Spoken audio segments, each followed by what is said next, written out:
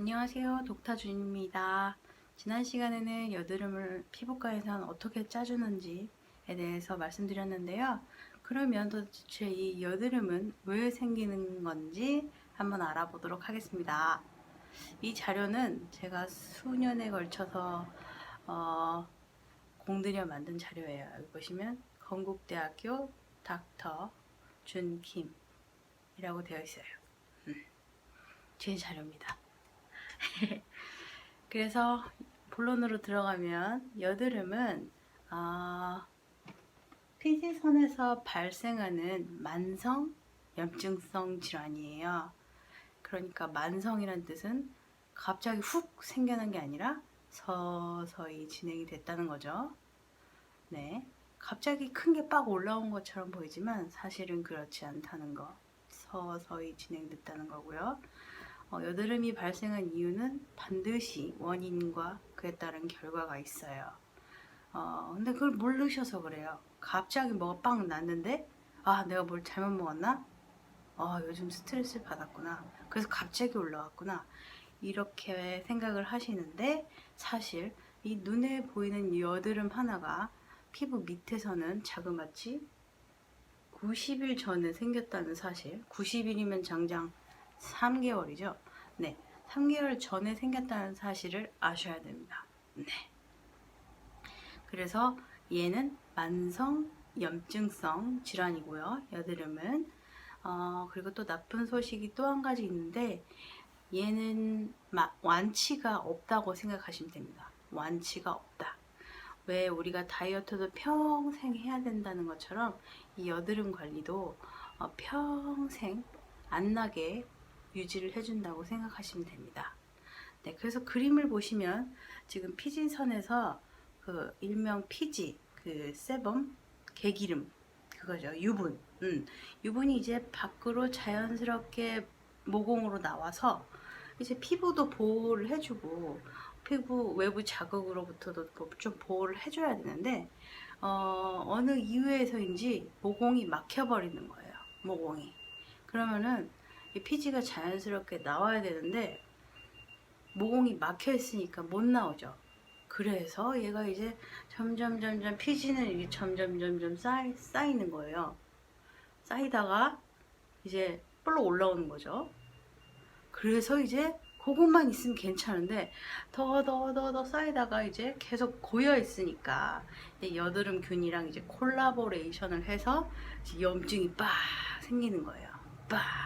네. 그러면 이제 아프고 후유증도 크게 남죠. 그렇기 때문에 최대한 좀 좁쌀 여드름일 때 짜주는 게 좋고요. 그거보다 더 좋은 방법은 그것마저 안 나게 예방을 해주시는 방법이 제일 좋지요. 그건 뭐냐?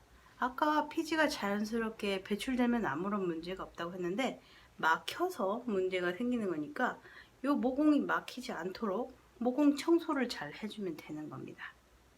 네, 말은 참 쉽죠. 네, 뭐 어떻게 해야 되는지는 이제 차근차근 다 말씀드릴게요.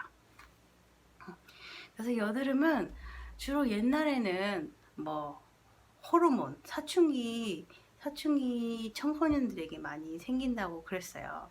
아무래도 호르몬이 너무 과하게 막 주체할 수 없이 막 나오다 보니까 거기에 따라서 유분 분비도 많이 생기면서 이제 모공이 막힐 가능성 많고 여드름균도 번식할 가능성이 많아서 옛날에는 주로 사춘기 많이 난다. 그런 소리가 있었어요. 그죠? 그리고 가족력도 저는 한몫한다고 생각을 하거든요. 부모님 중에 여드름이 분명히 나셨던 분들 계시면 뭐 충분히 자식들 중에 한 명이라도 여드름이 날 수 있어요. 네. 근데 요즘에는 이제 성인형 여드름이 어느 순간부터 그런 단어가 생기면서 나는 학교 다닐 때 하나도 안 났었는데 이 20살 딱 넘어서 막 폭발을 한다. 그런 분들이 굉장히 많으시고요. 그리고 저한테 오시는 손님분들 중에는 40대 중반, 후반이신데도 여드름이 굉장히 많이 나셔서 좀 아파하시고 고민이신 분들이 많이 오세요. 그만큼 옛날에는 사춘기 때만 있었다고 생각하던 여드름이 이제 나이도 뛰어넘고 국적도 뛰어넘고 어, 그러다 보니까 항상 조심해 주셔야 되세요. 그래서 이 성인용 여드름이 발생한 이유를 좀 살펴보면요. 음, 일단 20살 넘어가면 화장을 하지 않습니까? 물론 더 일찍 하는 사람도 있겠지만 그 화장품, 이 색조 화장 이런 것들이 크게 한몫을 한다고 생각해요. 네. 그리고 나서 이제 스트레스도 이제 아무래도 직장 생활을 할 거니까 받을 거고요. 그다음에 생활 습관. 또 이제 술도 먹을 거고 기름진 거 야식 많이 먹을 거고 요런 것도 저는 한몫을 한다고 생각을 합니다. 이게 한의학이랑 양의학이랑 조금 여드름에 대한 게 좀 나뉘는데요. 한의학 쪽에서는 뭐 몸의 내부에서 장기 뭐 이쪽에 안 좋으면 밖으로 튀어져 올라온다. 그래서 관련이 아주 깊다. 네, 그렇게 얘기를 하고요. 양의학 쪽에서는 뭐 먹는 거랑 뭐 안쪽의 문제랑 뭐 별로 상관은 없다. 이렇게 말씀을 하시는데 저는 이쪽도 조금 맞고 이쪽도 조금 맞다고 생각을 합니다. 당연히 매일매일 인스턴트 피자, 뭐 라면, 햄버거 이런 거, 초콜릿 이런 거 먹으면 당연히 많이 나을 수 있다고 생각을 해요. 그래서 여드름의 원인은 이제 가족력, 호르몬, 그다음에 생활습관, 스트레스, 화장품 이 정도로 크게 볼 수 있을 것 같아요. 그래서 이제 아까 모공이 이렇게 막혀서 이제 피지가 자연스럽게 배출이 되지 못하면 이제 여드름이 이렇게 차례차례로 그대로 방치했을 경우 이런 순서대로 악화되기 시작하는데요. 이제 처음 막혀서 이제 또돌또돌 올라오는 게 이 좁쌀 여드름이에요. 네, 화이트헤드라고 하죠. 근데 화이트헤드가 이제 왜 블랙헤드가 되냐면 이제 피지가 이렇게 있다가 점점 모공 안에서 차는데 이제 모공이 이제 이제 더 이상 못 버티고 이제 모공이 넓어지는 거예요.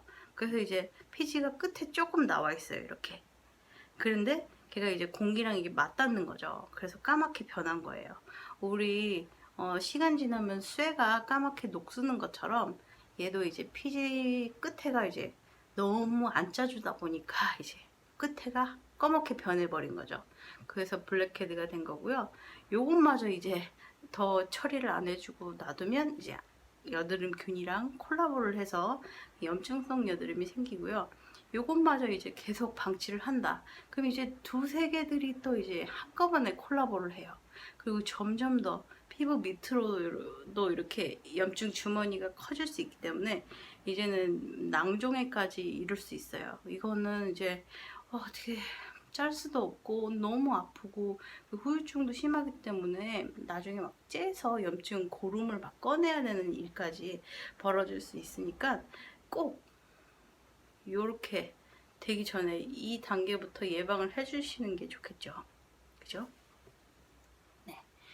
그래서 이 여드름 치료를 하는 방법도 굉장히 여러 가지가 있어요. 그래서 일단은 피부과를 가면 대부분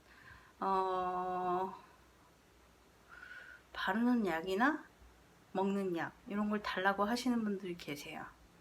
먹는 약, 바르는 약 둘 다 굉장히 안 좋고요. 내성도 생기고 저는 별로 추천하지 않습니다. 네. 그래서 바르는 약은 주로 각질을 조금 녹여내서 모공 청소를 모공이 자연스럽게 열려 있을 수 있게끔 그래서 자연스럽게 피지가 배출되도록 하는 여드름 약이 있고 또 이제 딱 올라왔을 때 소독용으로 이렇게 찍어 바르는 물약 같은 게 있고요.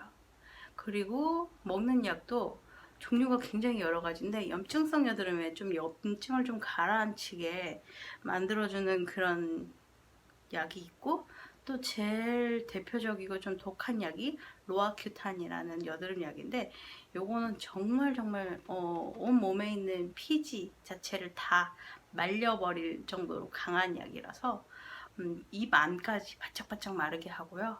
그리고 정말 독하기 때문에 만약에 임신 계획이 있는 사람이면 1년 최소 1년은 끊어야만 하는 그런 독한 약이기 때문에 저는 먹는 약이나 바르는 약은 그렇게 추천드리지 않습니다. 그리고 굉장히 효과가 일시적이에요. 먹었다가 안 먹으면 바로 또 납니다. 네. 그래서 저는 추천드리지 않고요. 일단은 올라온 피지는 빨리 다 짜서 없애야 돼요. 무조건 다 짜서 없애야 돼요. 안 짜고 그대로 놔두면 저절로 절대 없어지지 않아요. 그냥 잠시 소강 상태로 있을 수는 있어요. 그런데 절대로 한번 생긴 여드름과 피지는 없어지지 않는다. 그래서 짜내 주셔야 돼요. 네, 그렇게 짜내 주시고 그 다음에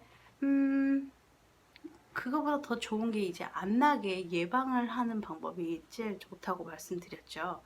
그래서 거기에 대표적인 게 이제 모공 청소, 각질 제거를 잘 해줘서 피지가 자연스럽게 배출되도록 도와준다.